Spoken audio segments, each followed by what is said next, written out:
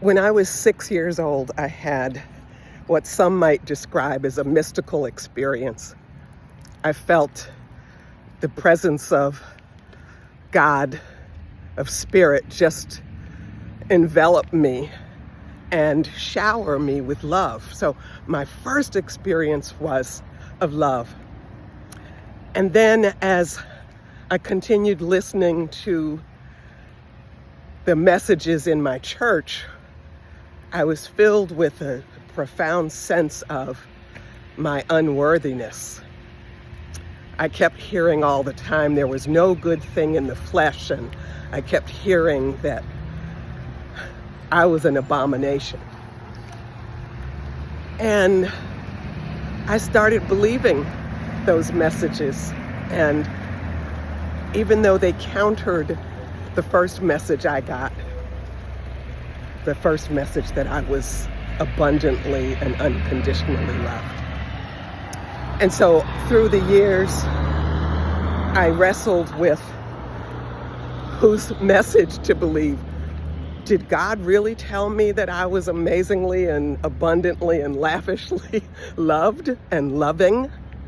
Or is it the report that I received from church?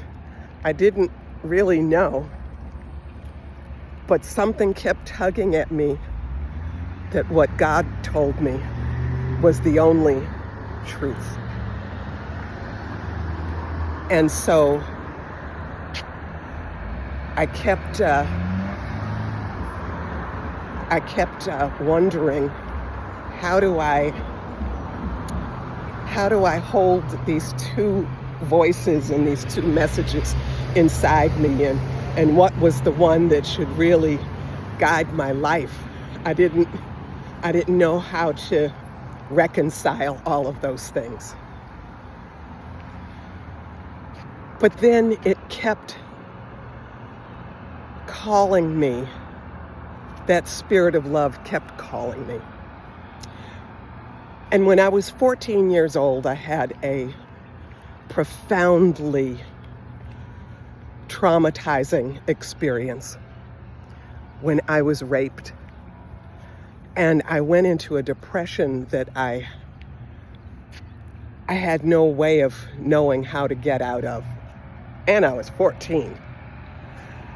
And so what I did was I called out to Spirit. At that time, I was wrestling whether there was a God or not,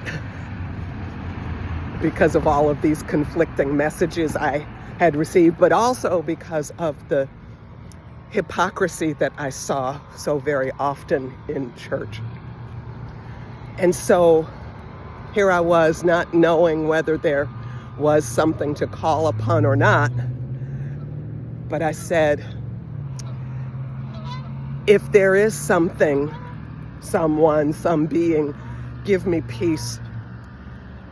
Give me peace for this broken heart that I have. And then I said, and then I'll give you my life.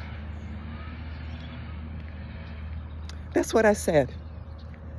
And peace came.